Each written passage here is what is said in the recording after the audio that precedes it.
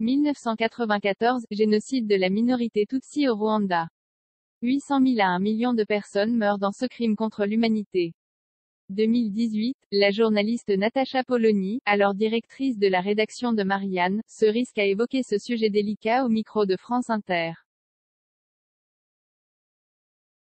Il est nécessaire de regarder en face ce qui s'est passé à ce moment-là et qui n'a rien finalement d'une distinction entre des méchants et des gentils, a estimé Natacha Polony, ajoutant, malheureusement, on est typiquement dans le genre de cas où on avait des salauds face à d'autres salauds. Mardi 1er mars 2022, la journaliste se retrouve devant les tribunaux pour contestation du génocide au Rwanda, a rapporté l'AFP, relayé par 20 minutes. Pourquoi? Car depuis janvier 2017, la loi sur la liberté de la presse punit le fait de nier, minorer ou banaliser les génocides reconnus par la France, et pas seulement celui des Juifs pendant la Seconde Guerre mondiale.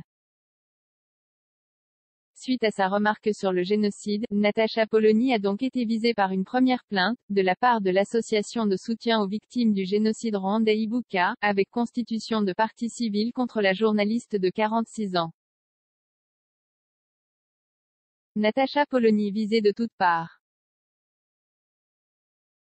Le MeRAP, Mouvement contre le racisme et pour l'amitié entre les peuples, et la communauté rwandaise de France ont rejoint l'association sur le banc des parties civiles.